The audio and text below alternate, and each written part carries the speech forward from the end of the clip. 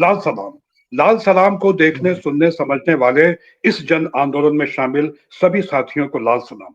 जैसा कि आप जानते हैं, पिछले कुछ सालों से हम हमारे समय के संकटों, चिंताओं और मुख्य मुद्दों पे इस कार्यक्रम में बात करते आए हैं, और खासतौर पर फांसीवाद के खिलाफ गहराते संकट को लेके हमने कई कई कोणों से बात की है। जब फांसीवाद के प्रतिरोध की बात आती है तो प्रतिरोध सिर्फ वामपंथ और कम्युनिस्ट पार्टी कर रहे हैं, और कम्युनिस्ट पार्टी ही देश की एकमात्र ऐसी पार्टी है जिसने राजनीतिक रूप से फांसीवाद के गहराते संकट को पहली बार रेखांकित किया। ये साल कम्युनिस्ट पार्टी की स्थापना का 100वां साल शुरू हो रहा है। 25 दिसंबर 1925 को कानपुर में भारतीय कम्युनिस्ट पार्टी की स्थापना हुई थी।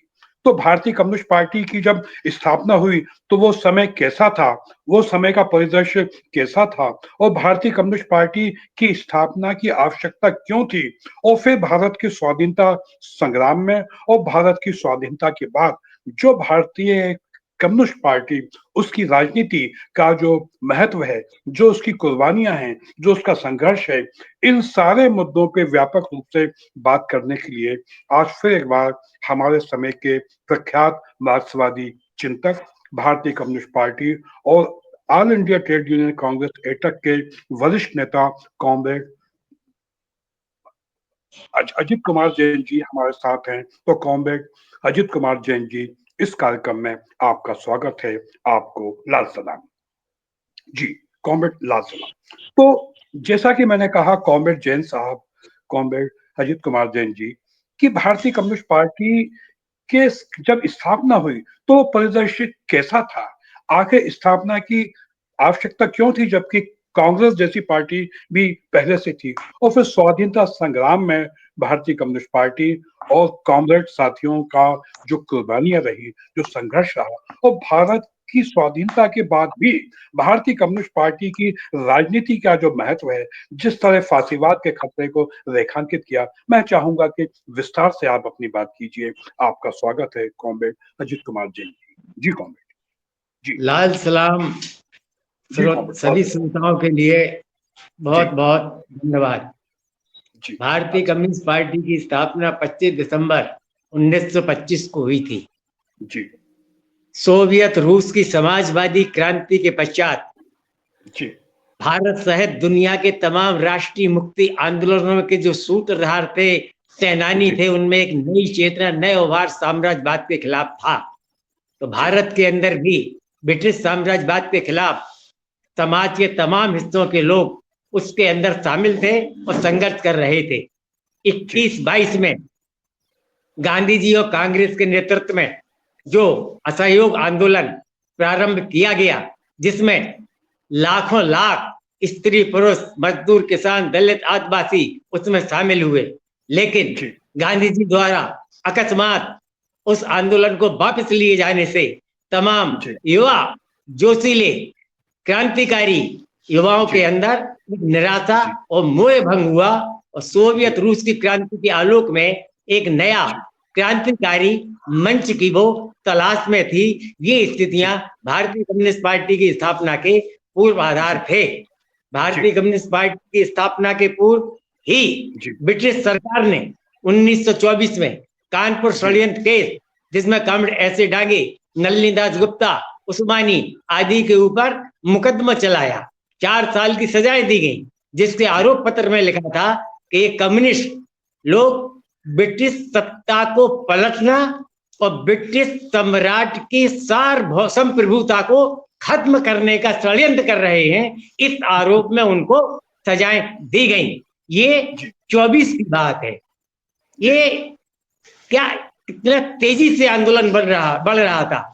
मजदूरों की हड़तालें, किसान आंदोलन, जमींदारी के खिलाफ संघर्ष, ये कम्युनिस्ट पार्टी के जन्म की पूर्व स्थितियां थी। हमें कहना चाह रहे हैं आपसे कि 1921 के कांग्रेस अधिवेशन में कॉमरेड हसरत मोहानी, जो 1925 में भारतीय कम्युनिस्ट पार्टी की स्थापना के स्वागत समारोह के अध्यक्ष थे, हजरत मोहानी ने पूर्ण आजादी का प्रस्ताव पेश किया।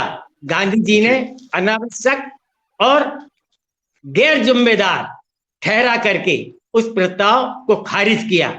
1922 में गया कांग्रेस अधिवेशन में कामरेड सिंगारवेलु चेट्टियार, जो भारतीय कम्युनिस्ट पार्टी के 25वें स्थापना समारोह की अध्यक्षता कर रहे थे, ने प्रस्ताव पेश किया, उसको भी अमान्य किया गया। फिर 1928 में कलकत्ता में संपन्न कांग्रेस अधिवेशन में भारतीय कम्युनिस्ट पार्टी एटक और दूसरे वामपंथी दलों के द्वारा 50,000 से ज्यादा लोगों का जुलूस अधिवेशन पर निकाला गया।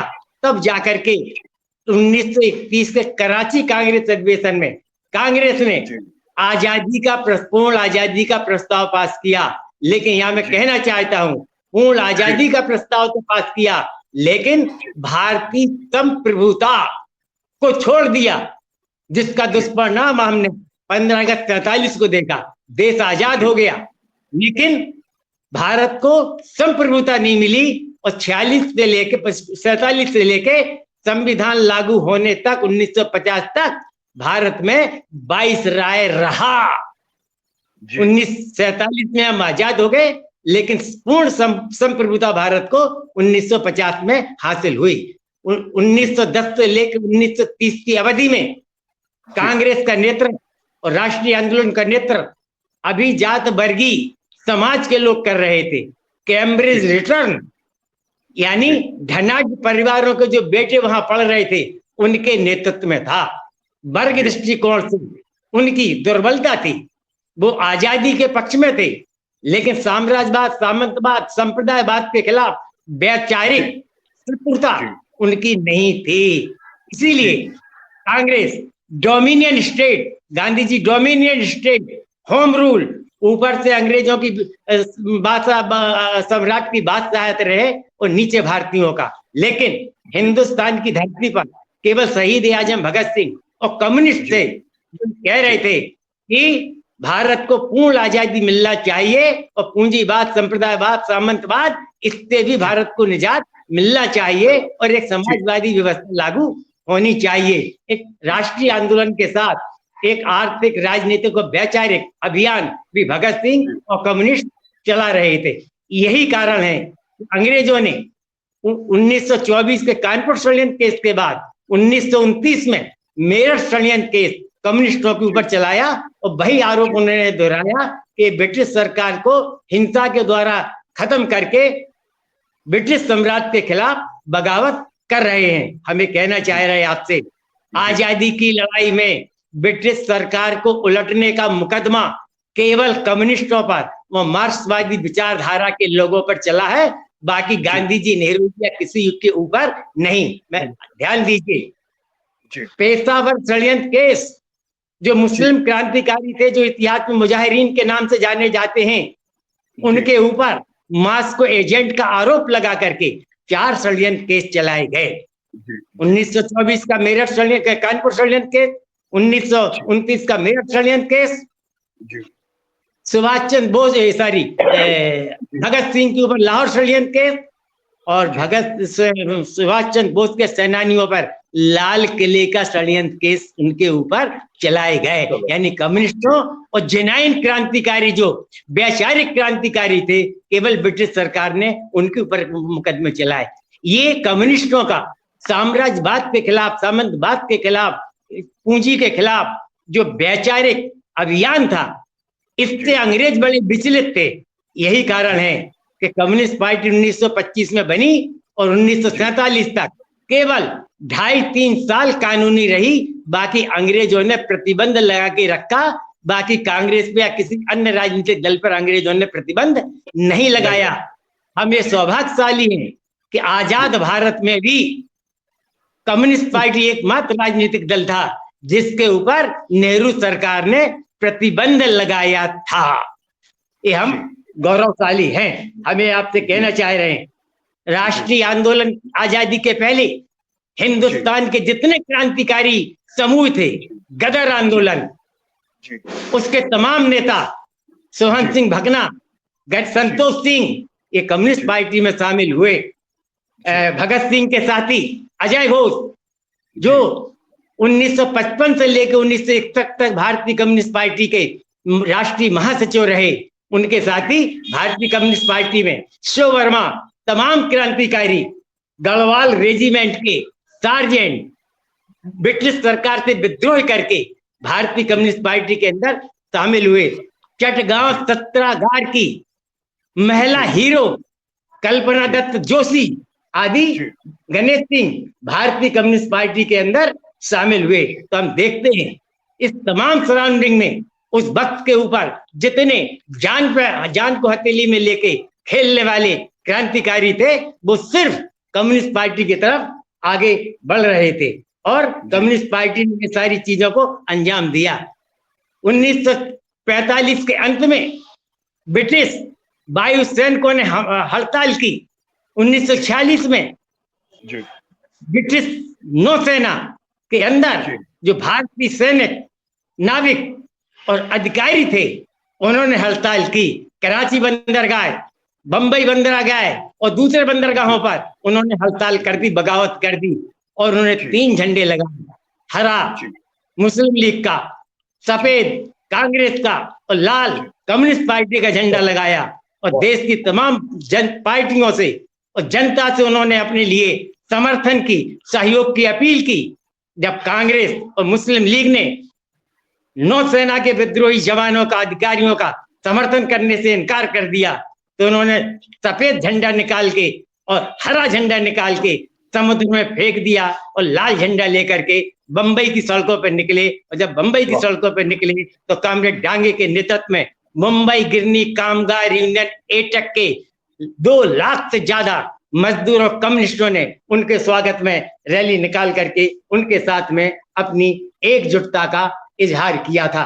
हम आपको ये कहना चाह रहे हैं, इस सारी अवधि में भारतीय कम्युनिस्ट पार्टी ने राष्ट्र की आजादी में केवल मुट्ठी भर धनाढ्य जमींदार परिवार के आंदोलन में जो लोग थे, उनकी जो वैचारिक दुर्बलता थी, उसको देश की आम जनता को शामिल करने के लिए और जमीन स्तर के ऊपर उसको राष्ट्रीय आयाम देने, राष्ट्रीय योगदान करने के लिए कम्युनिस्ट पार्टी की स्थापना के बाद 1920 में मजदूरों का संगठन एटक, 1936 में किसान सभा, सहजानंद सरस्वती, इंदुलाल याग्निक आदि के नेतृत्व में इप्टा का गठन 1943 में, पीडब्ल्यूए का गठन किया गया, एआईएसएफ का गठन छात्रों का संगठन किया गया। मतलब ये कि कम्युनिस्ट पार्टी हिंदुस्तान की धरती पे एकमात्र दल था जो आम महिला, छात्र, युवा, किसान इन सबको संगठित करके अपनी जमीन के सवाल को लेकर के, रोजगार के सवाल के साथ साथ राष्ट्रीय आंदोलन की लड़ाई में उनको उतारने का ऐतिहासिक, स्वर्णिम और एकमात्र काम केवल कम्युनिस्ट पार्टी ने इस देश के अंदर किया है। और एक नया साम्राज्य विरोधी आयाम भारतीय कम्युनिस्ट पार्टी ने खड़ा किया।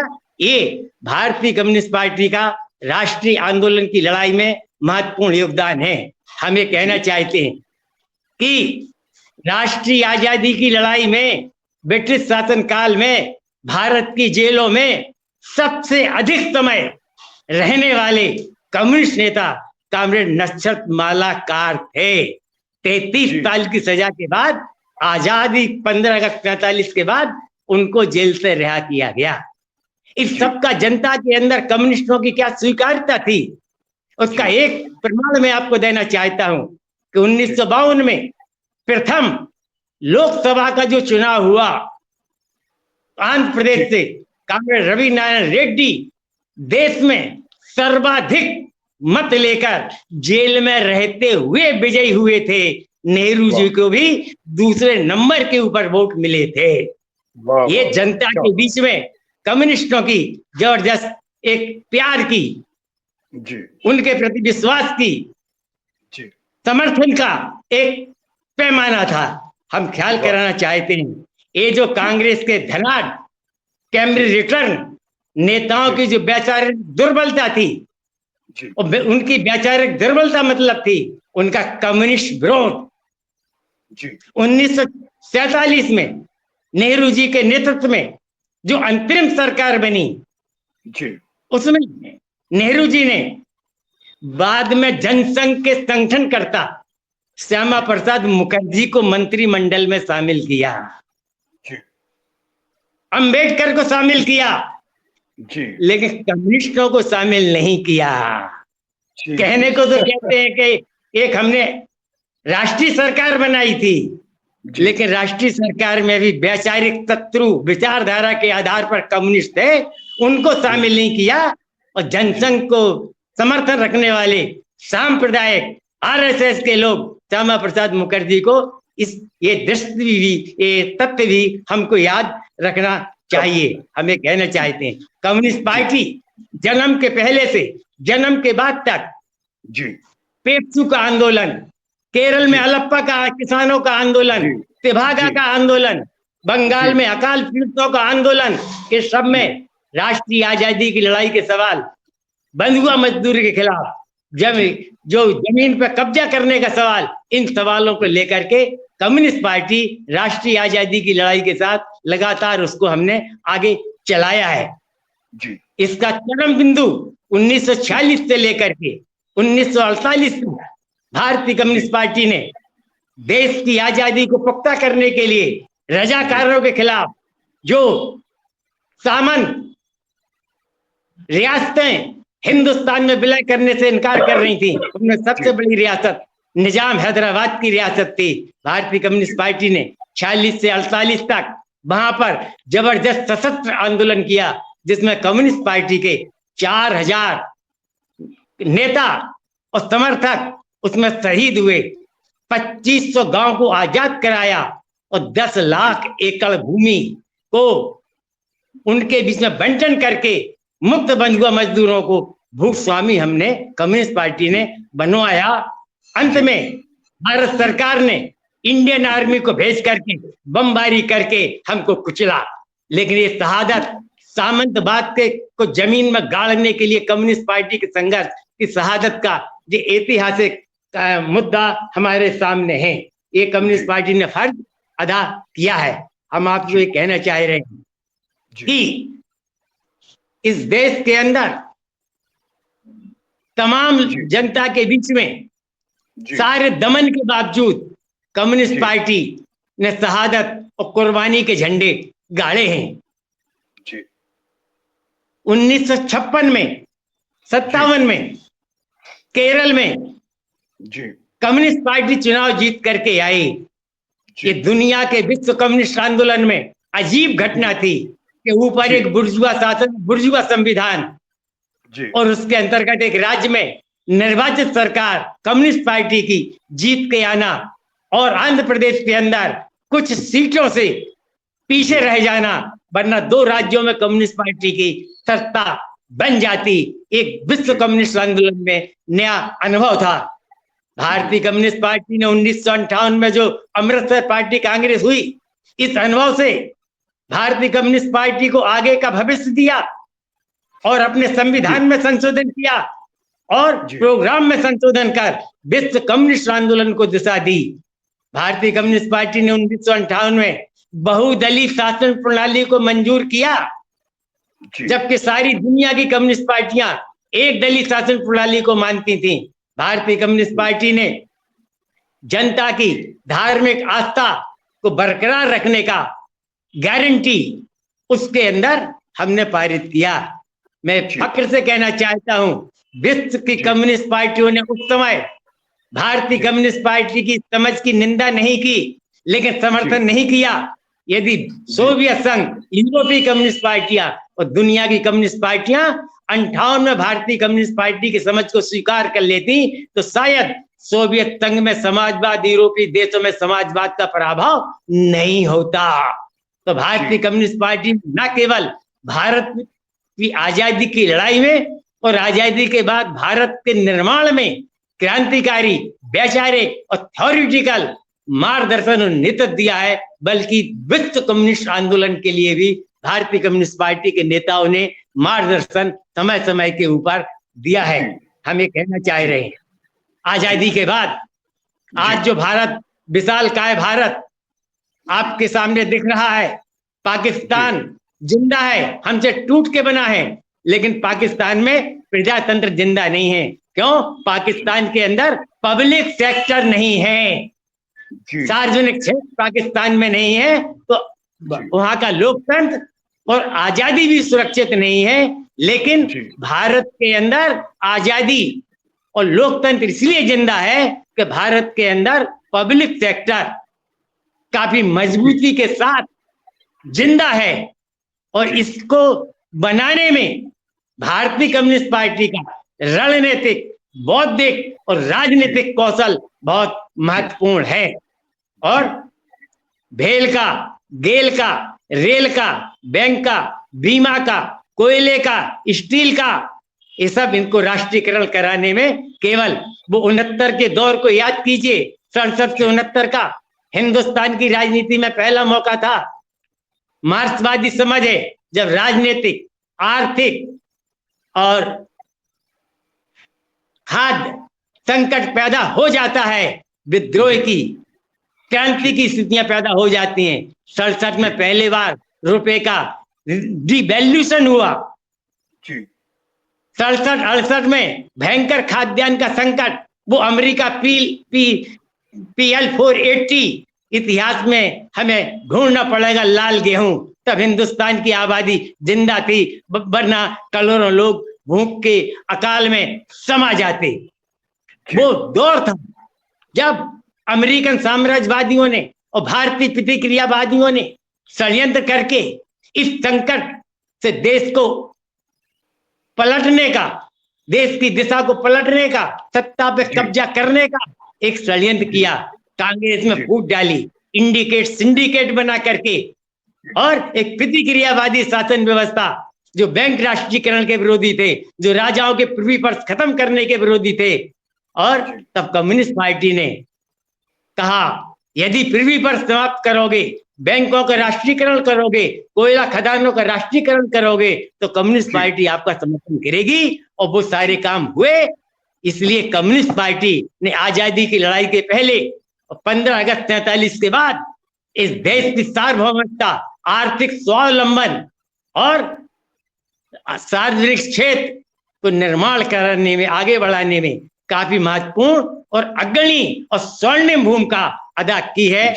हम सत्ता में ना रहें ये महत्वपूर्ण नहीं है, लेकिन सत्ता को चलाने में, चाबुक लगाने में कम्युनिस्ट पार्टी की अग्रणी भूमिका रही है। और आज शायद इसीलिए कि सार्वजनिक क्षेत्र देश की आजादी की, संविधान की और प्रजातंत्र की गारंटी करता है।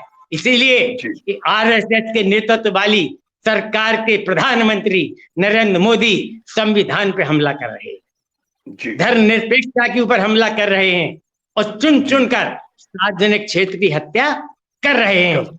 इनकी हत्या हो जाएगी तो अपने आप संविधान खत्म हो जाएगा और अपने आप फांसीवाद आ जाएगा। ये रास्ता वो निकाल रहे हैं। हमको ये ध्यान रखना चाहिए कि आज जितना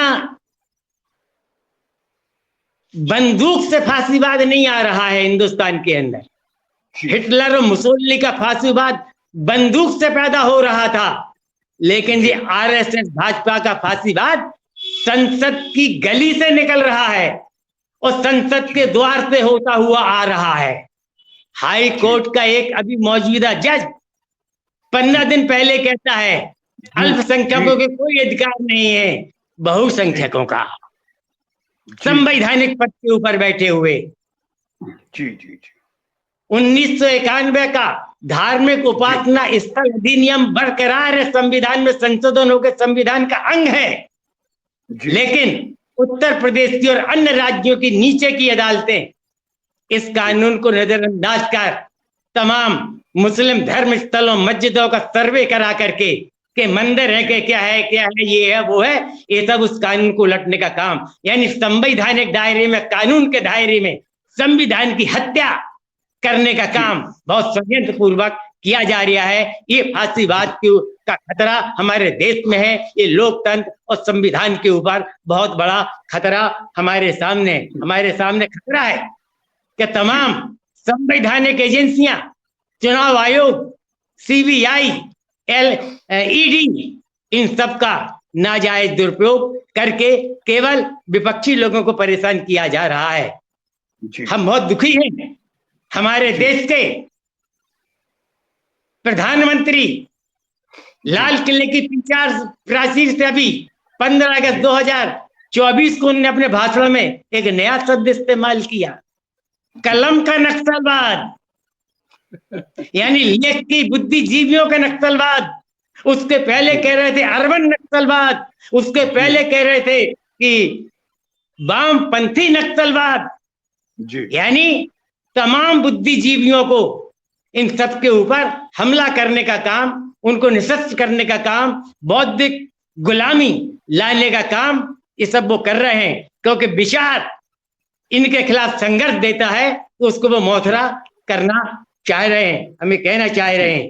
संविधान के खतरे के साथ साथ हिंदुस्तान में साम्राज्यवाद, संप्रदायवाद, फांसीवाद का अभी चालो वैचारिक शत्रु वर्किंग क्लास मजदूर वर्ग है जी। इसको साम्राज्यवाद जानता है, इसलिए नरेंद्र मोदी की सरकार ब्रिटिश सरकार से लागू 100 साल से लागू जितने श्रम कानून थे, 39 श्रम कानून, उनकी हत्या कर 4 लेबर कोड लेकर के आए हैं, जो मजदूरों को बंधुआ मजदूर बनाते हैं और उद्योगपतियों के लिए श्रम कानून के नाम पे उनको खुली छूट प्रदान करते हैं।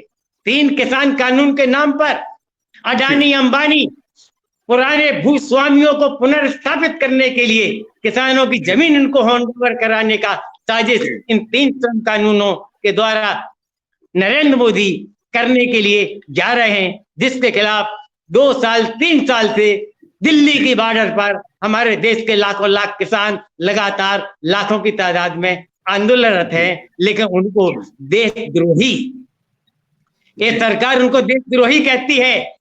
उनका डर क्या है? फसल का वाजिब मूल्य के साथ साथ उनकी जमीनों की रक्षा की गारंटी करो, स्वामित्व की गारंटी करो। कहते हैं नहीं, ये पुरानी व्यवस्था लाना चाह रहे हैं कि किसान केवल मजदूरी करेगा।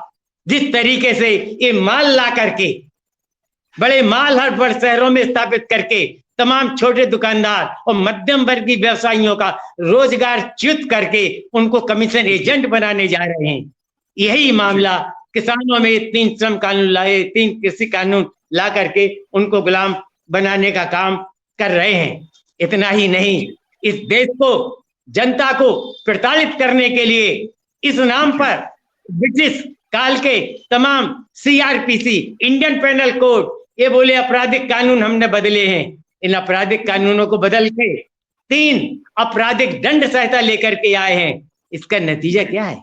2 दिन पहले संसद के मकर द्वार पर जो धक्का मुक्की हुई, गिर गए, खरोंच आ गई, तो राहुल गांधी के ऊपर अब की नए आपराधिक कानून की धारा 109 जो पुरानी 307 कहलाती है, जान से मारने की प्रयास करना, जिसमें 10 साल की सजा है, एक कानून लगा दिया, ये धारा लगा दी। यानी ब्रिटिश सरकार के राज में भारत माता की जय करने वालों, जय बोलने वालों को देशद्रोही करार दिया जाता था और उनको सजाएं दी जाती थी। अब इन 3 आपराधिक श्रम कानूनों में सरकार का विरोध करना देशद्रोह है। नरेंद्र मोदी की आलोचना करना, स्वस्थ आलोचना करना देशद्रोह है। इसीलिए अमित शाह संसद में अंबेडकर का मजाक उड़ाते हैं। क्यों? अब क्या कहते हैं? अंबेडकर अंबेडकर अंबेडकर। यदि इतना भगवान का नाम लिया होता तो पुण्य मिलता। वो ये कहना चाह रहे हैं कि जो सारे भाजपाई कर रहे हैं और अमित शाह करता है, मोदी मोदी मोदी, और किसी का नाम मत लो। आज संसद को चलने नहीं दिया जा रहा है जी जी, स्थगित की जा रही है। इसका मतलब क्या है? ये उस रास्ते पे चल रहे हैं और इसके बीच में ला रहे हैं एक देश एक चुनाव। ये एक देश एक चुनाव नहीं है। एक देश एक चुनाव लाते हो तो एक देश और एक शिक्षा क्यों नहीं होना चाहिए? एक देश और एक मजदूरी क्यों नहीं होना चाहिए? जिसका रिश्ता आम जनता से है, 140 करोड़ जनता से है। बोले नहीं, एक देश और एक चुनाव, संसद चलने नहीं दी जाएगी। संसद में सांसदों को बोलने नहीं दिया जाएगा। पिछले संसद के अंदर विपक्ष के 150 सांसदों को लोकसभा अध्यक्ष ने निलंबित करके अपना शासन को चलाया। ये नरेंद्र मोदी की फांसीवादी जो शासन प्रणाली है कि संसद को चलने नहीं देंगे, इस तरीके से नरेंद्र मोदी का महिमा मंडन किया जा रहा है कि अब सामूहिक नेतृत्व प्रणाली, मंत्रिमंडल के सामूहिकता की प्रणाली को च्युत करके केवल नरेंद्र मोदी को भगवान बना करके उनके नेतृत्व में चलने वाली एक व्यक्ति प्रधानता की राष्ट्रपति शासन प्रणाली की तरफ इस देश को झोंकना चाहते हैं। हमें कहना चाहते हैं संसदीय प्रणाली भारत को एकजुट करके रखे हैं। एक संविधान में नहीं लिखा है, लेकिन एक परिपाटी है। भोपाल मध्य प्रदेश की राजधानी बना तो मध्य प्रदेश को सेटिस्फाई करने के लिए हाई कोर्ट का केंद्र जबलपुर बना तो राजस्व को केंद्र ग्वालियर बनाया गया और लेबर का केंद्र इंदौर को बनाया गया। इस तरीके से सबको लेकर के मध्य प्रदेश बना।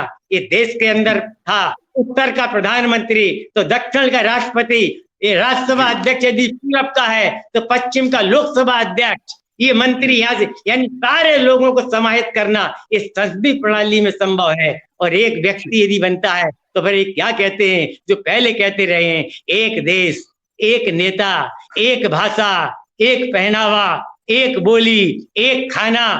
ये देश के कितने टुकड़े हो जाएंगे, कितने टुकड़े हो जाएंगे, कितने टुकड़े हो जाएंगे। ये चुनौती कम्युनिस्ट पार्टी ने कबूल की है और कम्युनिस्ट पार्टी इसके खिलाफ जन आंदोलन और वैचारिक आंदोलन जनता के सामने खड़ा कर रही है और देश के तमाम लोगों के सामने इस सवाल को उठा रही है कि इन सवालों के ऊपर केवल भाजपा का राजनीतिक विरोध नहीं, वैचारिक विरोध, इनके पीछे की छिपी मंशाएं जो हैं उनको भी हमें करना, एक्सपोज करना पड़ेगा। ये लड़ाई कम्युनिस्ट इस देश के अंदर कर रहे हैं। हम आपसे ये ध्यान दिलाना चाहते हैं कि एक सवाल आता है, कुछ बुद्धिजीवी सवाल करते हैं, कम्युनिस्टों का इतना शहादत है, सब कुछ है, तो फिर आज पार्लियामेंट्री परिदृश्य में कहाँ है? हाँ जी, हम कहाँ हैं? ये हमारी हार नहीं है, हमको हरा दिया गया है जी। कैसे? हमें बताना चाहते हैं आपको जी।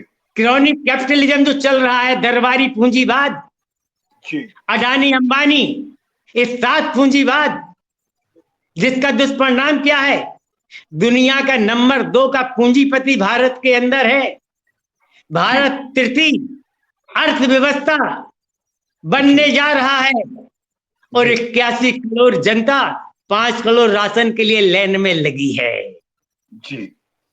ये नरेंद्र मोदी के विकास का मॉडल जी। ये क्रोनिक कैपिटलिज्म, 6-7 बड़े पूंजीपति, इनके अलावा टाटा बिरला जैसे, सिंघानिया जैसे, जेपी मंगाराम जैसे और मल्टीनेशनल कैपिटल,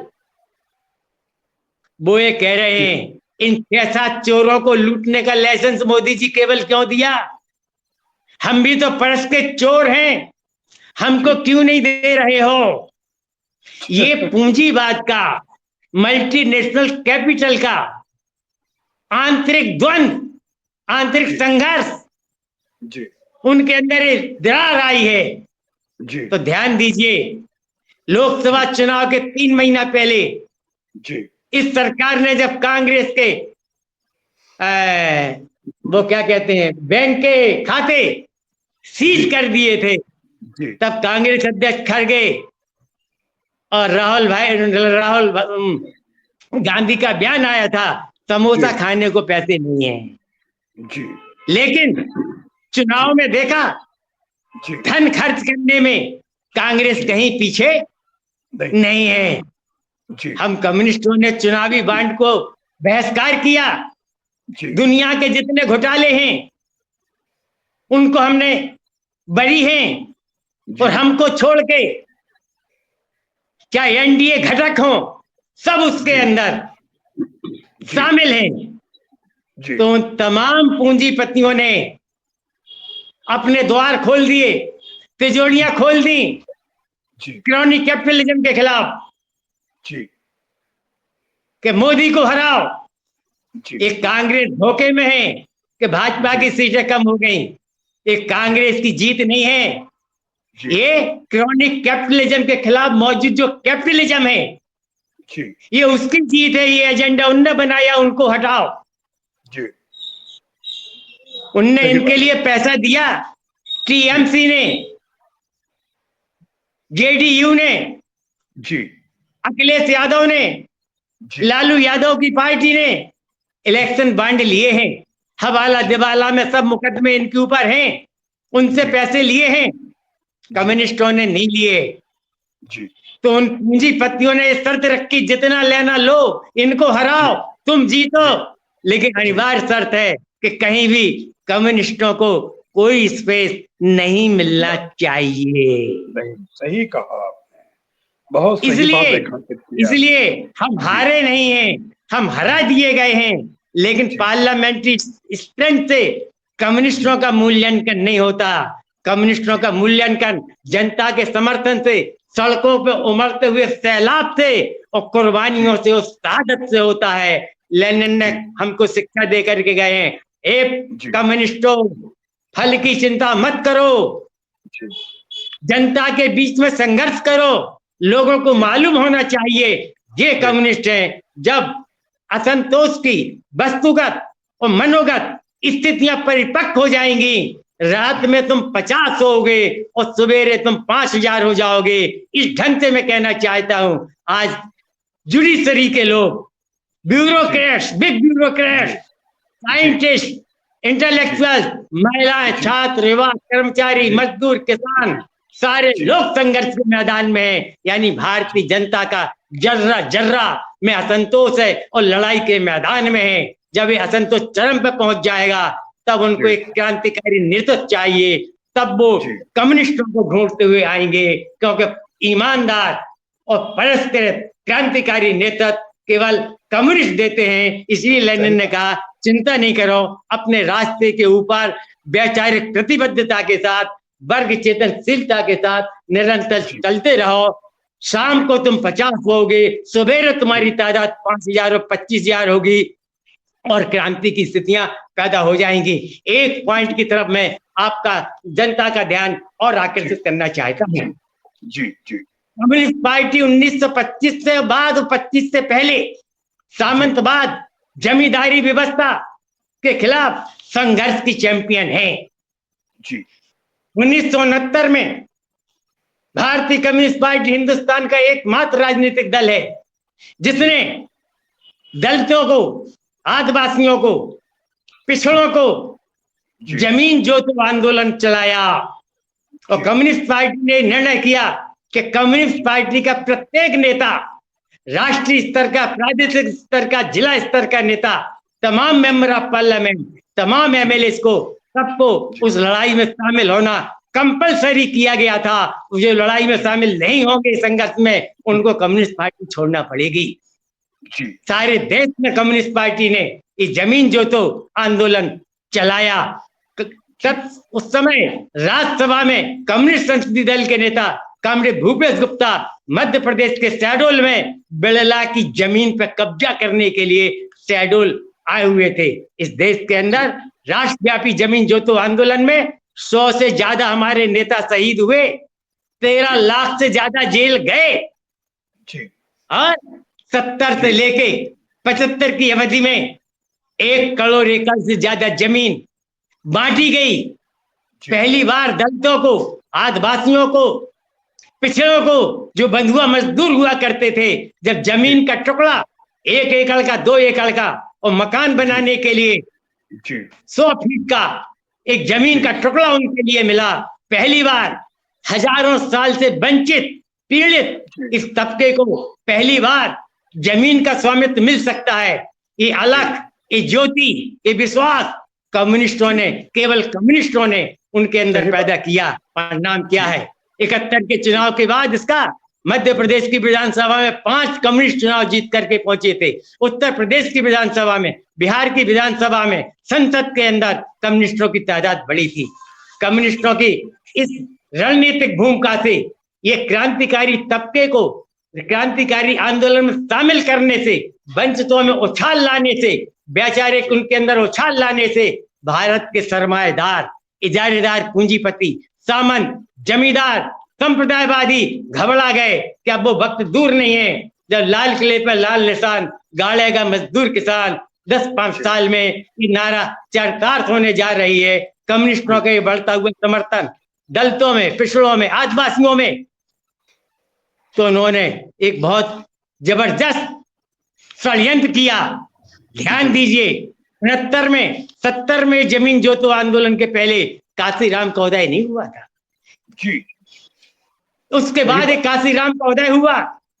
दलितवाद जी, यादववाद जी, पटेल जी, ये सब उसके बाद का है। हिंदुस्तान की बुर्जुआजी ने, प्रतिक्रियावादियों ने हमको हमारी चुनावी संभावनाएं, हमारी सत्ता की संभावनाएं, भारत के अंदर समाजवादी क्रांति की संभावनाओं को निर्मूल करने के लिए जाति उभार का कार्ड खेला। जी, जी, जी। और लास्ट में मैं ये कहना चाहता हूं, मार्क्सवादी वैज्ञानिक समझ है, जातियां मनुवादी वर्ण व्यवस्था की कोख से पैदा हुई है। जो जातियों का समर्थन करते हैं, जो जातिवाद चलाते हैं, जातियों की राजनीति करते हैं, वो पर्दे के पीछे मनुवाद की चाकरी करते हैं। बहुत सही बात कही आपने। इस बात को समझना पड़ेगा। हमारी मार्क्सवादी द्वंद्वात्मक भौतिकवादी समझ जो है, जाति, सामंतवाद और शोषण की व्यवस्था की प्रतिबिंब है जाति स्वरूप। सही बात। जिसमें चलायमान नहीं होता। बढ़ई का बेटा बढ़ई, लोहार का बेटा लोहार, धोबी का बेटा धोबी बनेगा। और कम्युनिस्ट जो कहते हैं वर्ग, वर्ग एक सभ्य समाज का, जनतंत्री समाज का, धर्मनिरपेक्ष समाज का पर्यायवाची शब्द है। वर्ग जो चलायमान है, जिसमें निरंतरता है, गति है, कि जहां दलित का बेटा थानेदार बन सकता है और कलेक्टर भी बन सकता है, धोबी का बेटा थानेदार भी बन सकता है और अदालत के अंदर जज भी बन सकता है। तो हमें कहना चाहते हैं आखिरी में, समय बहुत कम है, जातिवादी दलितवाद एक कर्मकांडी बन गया है। इससे हमें जनता को सब कुछ कम्युनिस्टों को भी समझना पड़ेगा और जनता को भी समझना पड़ेगा। क्रांतिकारी दलितवाद हमारे लिए चुनाना पड़ेगा कि बहुमत जनता को हम क्रांतिकारी विचारधारा पर वर्ग चेतना से लैस किए बगैर हम कोई परिवर्तन नहीं कर सकते हैं। ये समझ कम्युनिस्ट पार्टी की है और इस कम्युनिस्ट पार्टी इस समझ को लेकर के चल रही है और इसी समझ के साथ देश की आजादी की लड़ाई में कम्युनिस्टों की योगदान स्वर्णिम रहा है और आजादी के बाद से लेकर के आज तक भी कम्युनिस्ट पार्टी का योगदान बहुत स्वर्णिम रहा है। बहुत बहुत धन्यवाद। आपने बहुत महत्वपूर्ण बातें कही कॉमरेड अजित कुमार जैन जी, और ये बातचीत निश्चित रूप से पिछले 100 साल में भारतीय कम्युनिस्ट पार्टी के संघर्ष, कुर्बानियां, राजनीतिक चेतना के महत्व और भविष्य में क्रांति की संभावनाओं को रेखांकित करती हैं। और ये बातचीत निश्चित रूप से इस देश में कम्युनिस्ट आंदोलन और विश्व कम्युनिस्ट आंदोलन को भी प्रेरणादायक साबित होंगी। कॉमरेड अजित कुमार जैन जी, आपको तहे दिल से शुक्रिया।